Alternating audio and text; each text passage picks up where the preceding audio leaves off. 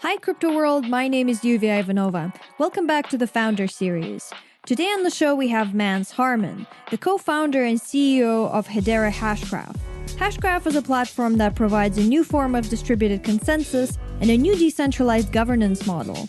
In this interview, Mance explains the DAG technology behind Hashgraph and its difference from blockchains. He talks about its potential applications to the IoT economy and why he believes that blockchains will be outperformed by more advanced solutions.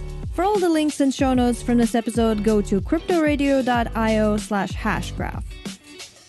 This episode is brought to you by bitguild.io.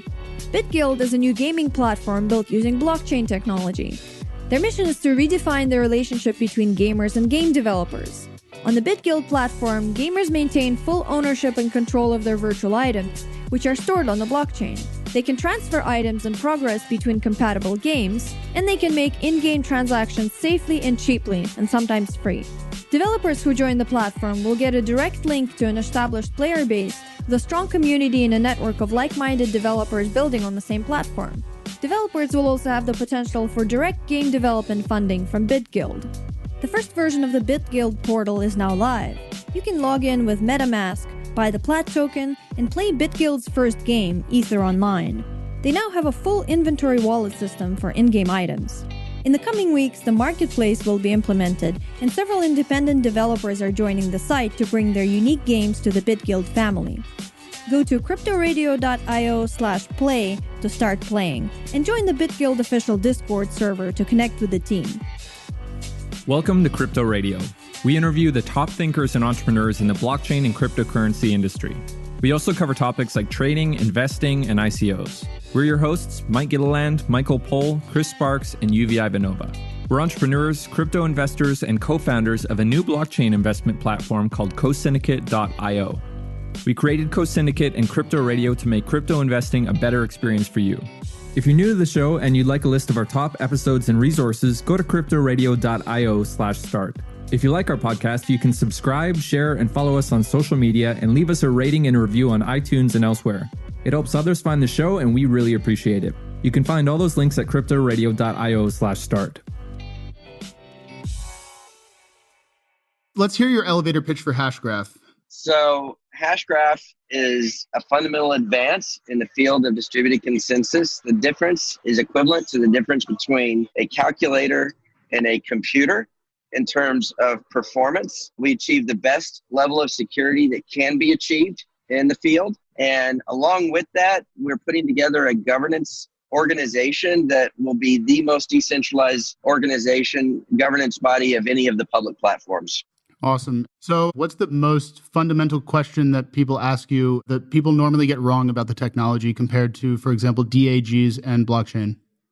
Well, compared to DAGs in particular, Hashgraph definitely is a DAG. The question is what this data structure represents. And there are all kinds of graphs. And a graph is just a mathematical structure equivalent. And the question is what the math represents. All the other DAGs in the market are different than Hashgraph because Hashgraph represents the communication as it flows across the network. It doesn't have anything to do with transactions or cryptocurrencies or anything else. The DAG itself, the graph itself, represents how information is flowing between and across the nodes on the network. Once you have that picture, the picture of the flow of information, then it becomes possible to use sort of traditional old school distributed consensus voting algorithms to come to consensus on the order of transactions, but you never have to send any votes over the network. All this is fairly technical and subtle, but to answer your question directly, it has everything to do with what the DAG represents as opposed to whether, there's a difference in the DAGs themselves. There's not. Can we get an explain like I'm five version of what a DAG is? Yeah. So let's talk about the difference between the terms blockchain and hashgraph. And this would be true for DAGs in general. Blockchain as a term describes both the data structure, chain of blocks of transactions, and it's very linear, and the community comes to agreement on what blocks go on top of the chain. Hashgraph is different. and DAGs in general are different in that they aren't a chain of blocks, they are a graph. And so each member of the network just submits transactions when they want, as they want, and they all get sort of woven together into this data structure that looks like a graph on paper. And that's the fundamental difference. In our case, each vertical line represents a person or a node in the network. And if there were 5 nodes in the network, there would be 5 vertical lines that are in this picture. And as transactions are submitted to the network, the transactions are reflected in this and they grow up with time. So the vertical axis would be time and the horizontal axis would be the nodes in the network. Right. So the big difference is that you can have multiple things happening in parallel, whereas on a blockchain, it's one block at a time and they are in chronological order. That's exactly right. It's serial versus parallel. That's the fundamental difference. Okay, and just to further the elucidation or illustration, we talk about liquid democracy, for example. What sort of applications does Hashgraph have, what somebody would recognize as like a future tech solution? A future tech solution. So most directly and relatively short term, meaning in the next 10 years or less, I see a thing economy. And I'm talking specifically about the Internet of Things here, IoT, where things can engage with other things in commerce. They discover services provided by other things using a distributed things services directory. And then they engage in commerce with those things. They negotiate rates and solve problems that today are otherwise unsolvable. And some examples of this might be your light bulbs, for example, in your home. When they burn out, the fact that they burned out is now reflected in what I'm calling a thing services directory that's public. It's not owned by any single organization. It is a directory of all the things in the world and the services they provide. And if Amazon or Walmart were to sort of search for the things that provide light, in other words, light bulbs in Dallas, Texas, that are no longer functioning appropriately, they would be able to discover those using this new type of search engine that is distributed for things. And then they would be able to automatically bid on replacing those light bulbs based on some policy that you as a homeowner have set. You could say, I will allow Amazon and Walmart and any number of other merchants to bid on the opportunity to replace the light bulbs in my house as they burn out. And then they just show up and use your cryptocurrency wallet to pay for this. And the things that are engaging other things, they have their own wallets and they're paying for services as necessary in this economy. So I think there's a whole new type of economy that emerges, and it's not made up of just people. It's made up of people and computers and things, and it's entirely distributed. It's a marketplace. It's a marketplace of thing commerce. Cool. So how did the idea of Hashgraph come about? What's the story here? Yeah, so my business partner, Lehman Baird, back in 2012, had a vision for how he thought the internet should work. And basically, what we recognized is that while the internet has grown up to be something really special and has changed our lives fundamentally, it's also become centralized in certain ways. And there are now a number of service providers, tech giants, that have an enormous amount of control and power and ability to mine our privacy and data and use it in ways maybe we don't want them to use it. And so Lehman was looking for a way to make it possible for people to sort of reach out and carve out a chunk of cyberspace, and in that chunk of cyberspace, be able to play together, games or whatever, be able to work together with business applications, be able to engage in commerce with one another, but without having to trust any single central organization with our data or privacy. And he wanted to do that in a very general way, not just a cryptocurrency, but make it possible for the services that we now depend on in our daily lives to become fully decentralized without there being a central organization that we have to trust. That's the motivation for all of this. And that's sort of the mission I would say. It's more than the motivation. It's the mission of the company is to enable that for the next generation of internet. So was Hashgraph being developed in parallel to Bitcoin and Ethereum and some of these other blockchains? It was, but it wasn't influenced by them. So the research actually started in 2012. And of course, Bitcoin as a white paper was published back in 2008. So certainly we understood that Bitcoin existed and blockchain more generally, but we also understood that they would never be able to realize the vision that we had for this decentralized cyberspace. And so Lehman started in a fundamentally different place than blockchain. I think that's been part of the problem, is that most people took blockchain as demonstrated by Bitcoin originally, and there have been a lot of variants on that. And that's been good. It's driven the market forward, but it's fundamentally limiting as well. And Lehman didn't start there. He started a fundamentally different place. And because of that, we're able to do what we can do today. Hashgraph is totally different. What is your biggest criticism of blockchain technology as it stands today? Well, look, I think it's fantastic in that it demonstrated for the first time it's possible to do what we're describing. This whole category is enabled because we now understand it's possible to have basically the equivalent of a database shared by hundreds or thousands of parties, and you can do that in a secure way. But just like any technology category, new technology category, there are advances in the field, in the state of the art. And the original designs normally get left behind and diminish with time because they were effectively proofs of concept. And I think that's the situation today for blockchain. There are a number of different security concerns that one needs to deal with, and you need to also achieve much better performance than what blockchain is capable of achieving. And so, I mean, we could go down a list of the problems, but fundamentally, it breaks down into two categories, both performance and security. And Hashgraph resolves all of those. And so there's no single property or dimension or category of evaluation that blockchain is somehow better than Hashgraph. It's just not. Hashgraph is monotonically better in every way than blockchain as an algorithm. And because of that, I fully expect that blockchain as a technology, as an algorithm per se, will diminish with time, and Hashgraph and other approaches will take over. So who do you see as your competitors at this point?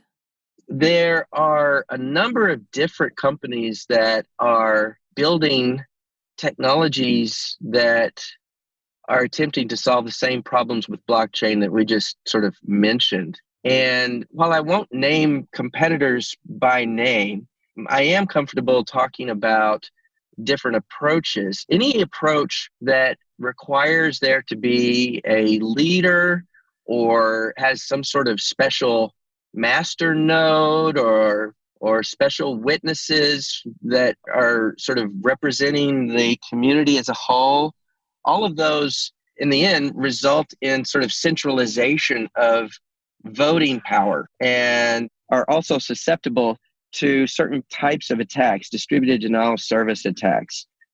And so if you were to look at the different platforms coming to market, all the ones that I've seen have some element of that, some element of consolidation of voting rights, or there are synchronous processes, or their leaders or master nodes. All of these cause both security problems and in some cases even performance problems. And so Hashgraph is different in that there are no master nodes or special nodes. Every node in the network is on par and equal to every other node in the network.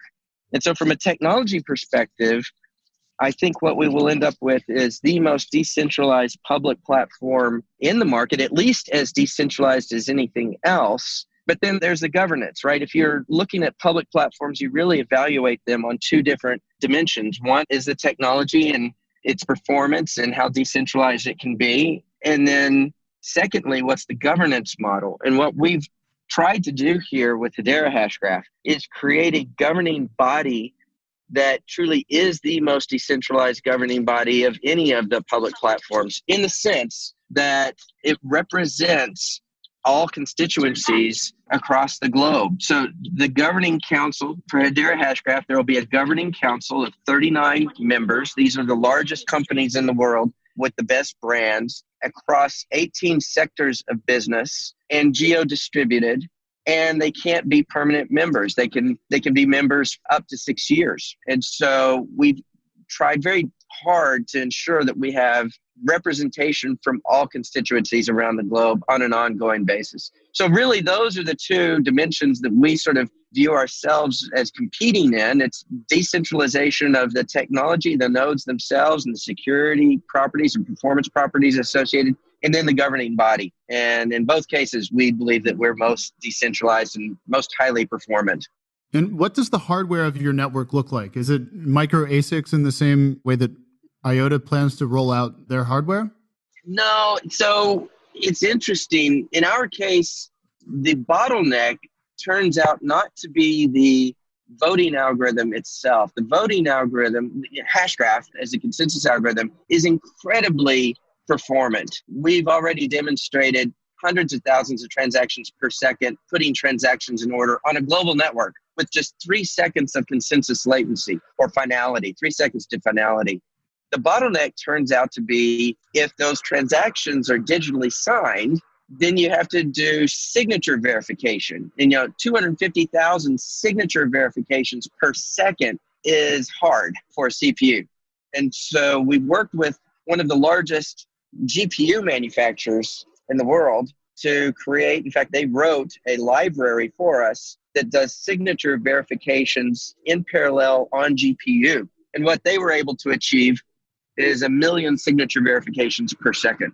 And so we believe that eliminates that as a bottleneck. Our solution is different in that we're sharding, and we will achieve scale through having thousands of shards. And within each shard, there's not more than a few hundred nodes. So given that architecture, I am expecting that just the use of GPUs will be sufficient for the time to come.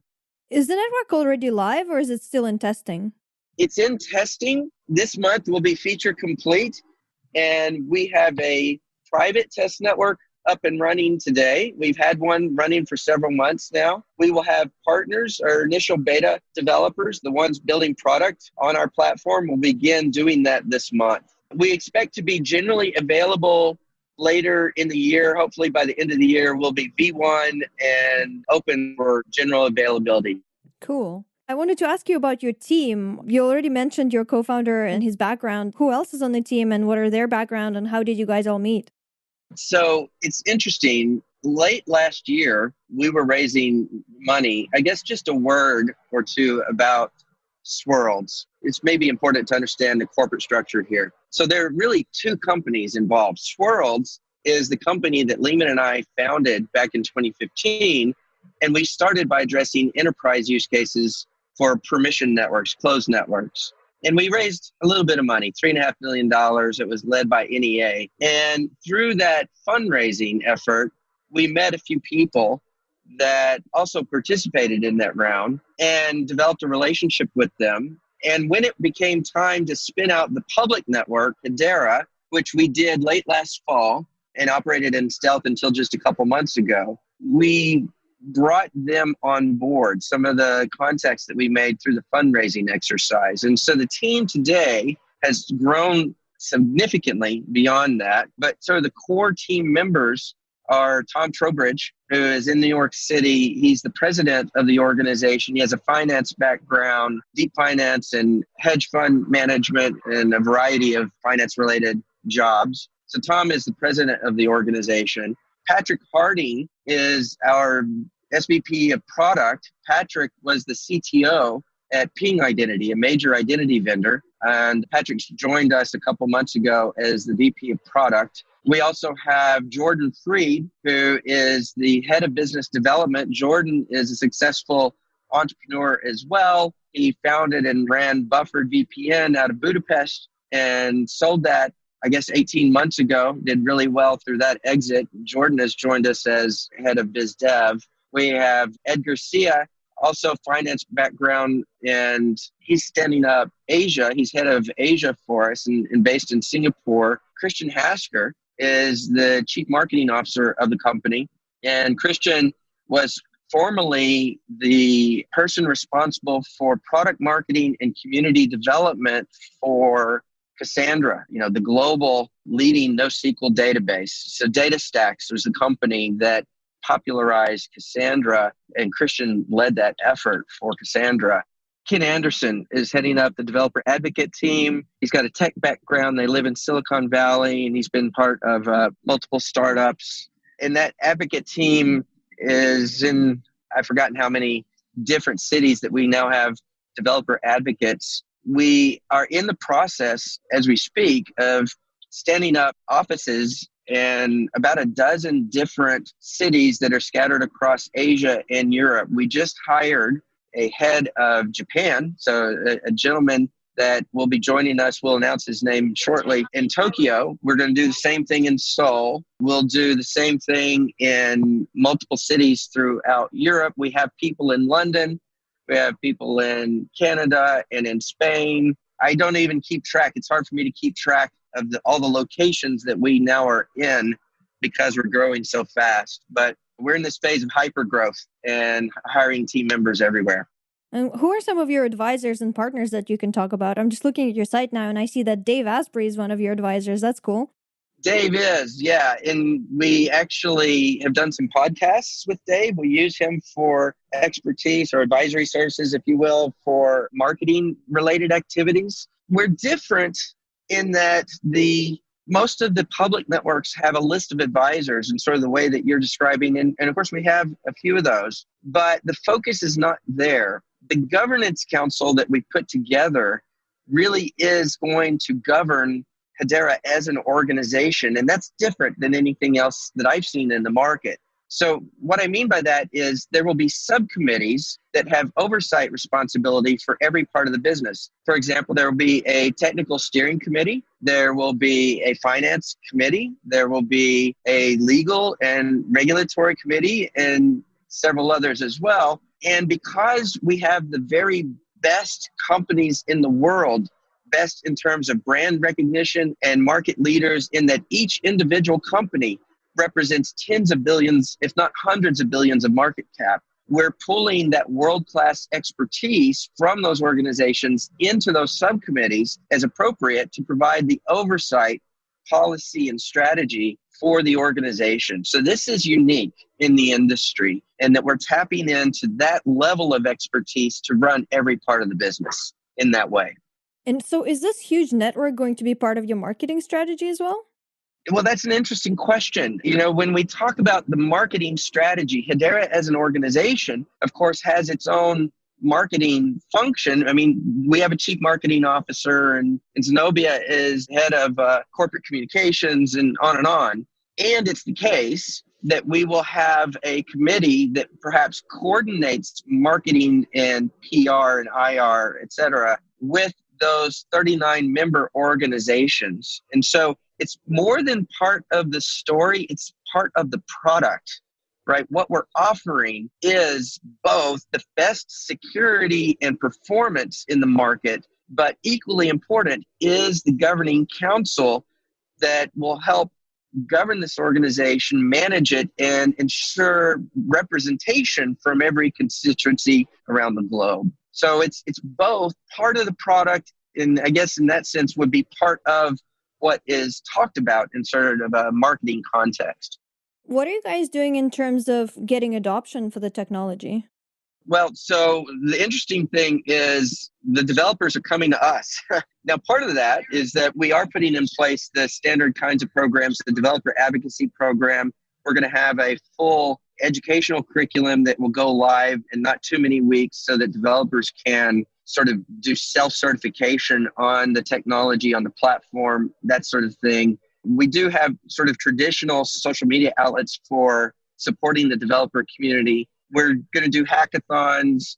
We're going to do a DevCon, which we'll make announcements about in the coming weeks and months. So all of those standard things. And then at the same time, we are standing up a sort of traditional biz dev channel, right? The customers that we appeal to will be not just the startup community, and the community that's building this new economy and this new category of distributed ledger technology. But the mainstream enterprises and the consultancies that build their businesses around those enterprises, Hedera as a platform is meant to be enterprise grade and appeal to mainstream markets in that way. And because of that, we have a traditional biz dev channel through the VARs and the consultancies into the enterprise markets.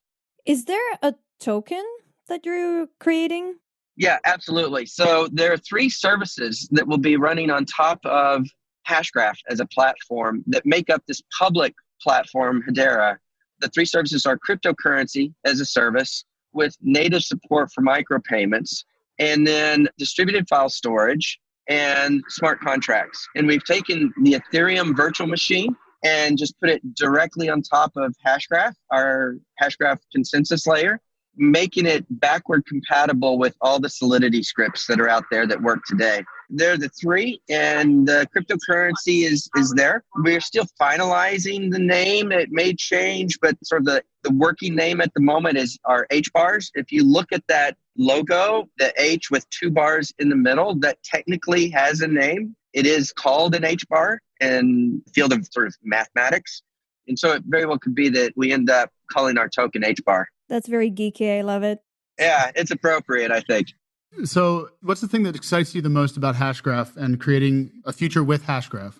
Well, it's realizing the vision. The ability to change society for the better is why we're doing this. You know, it's an honor to be able to have the right technology at the right time and to have this kind of social impact that we envision. And that will have far-reaching ramifications that we still don't even yet understand. For example, one of the initiatives that we're pushing is a free and fair voting initiative. We've given a grant to the Distributed Ledger Foundation that is now pursuing this. And just this one initiative is meant to make it possible to have sort of a democratic voting system that is fairer, and it sort of mitigates the problems of coercion and lack of access to polling and the voting booths. So I think that this technology and this platform that we are building is going to change the face of the internet, and it's going to change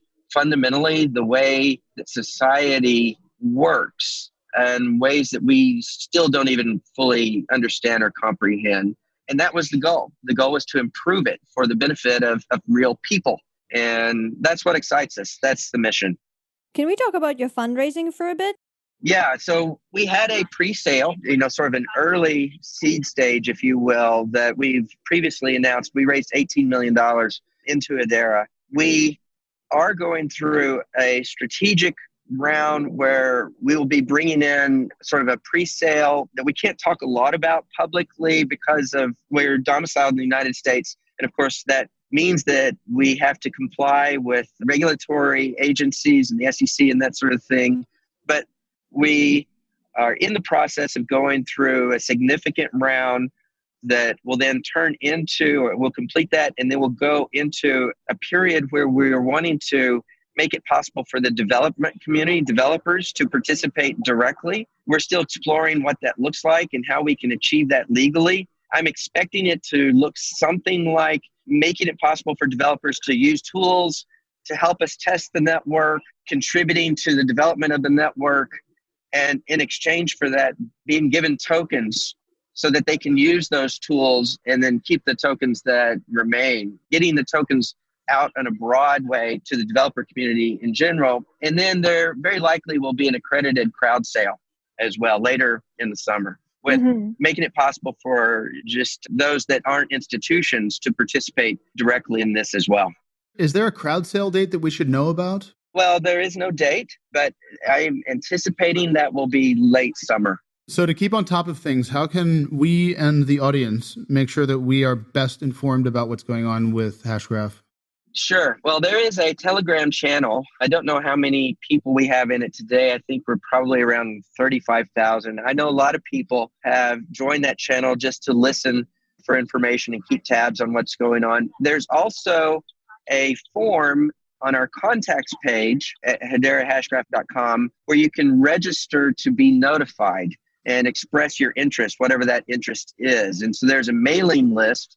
Again, I think we're somewhere on the order of 50 or 60,000 people that have registered to receive those email updates. Those are two of the most direct ways of registering to be notified and keep on top of everything that's going on. We'll be talking about how the testing goes, and there will be future performance results that are announced. And if you just have a general interest in following the progress of the project, that would be a reason to join or to sign up for the newsletter. If you're a developer, same deal. We will be making available public APIs, the public API specification in not too many weeks, so that those that have an interest and would like to comment and ask questions will be able to do so. This is definitely a work in progress that is going to evolve over time.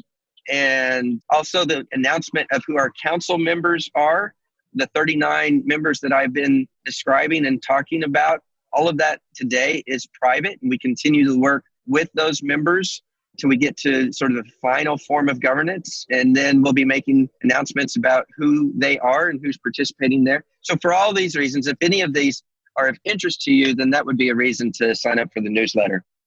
Cool. All right, let's finish with a quick pitch for your project. So if you care about security, performance, and stability in a public distributed ledger technology, then we have a value proposition that is unequaled in the market in all respects. And we welcome you to join us. We expect to change the face of the internet. Our goal and vision is to improve it so that real people have better lives. And we ask you to join us in this mission and come along for the ride. Awesome. Thanks so much for joining us today. We wish you the best of luck in disrupting everything, including blockchain. So thank you very much for joining. Thank you. All right, that's it for this episode. Thanks for listening. To get all the links and show notes, go to cryptoradio.io/hashgraph. And to check out our sponsor, the BitGuild gaming platform, go to cryptoradio.io/play.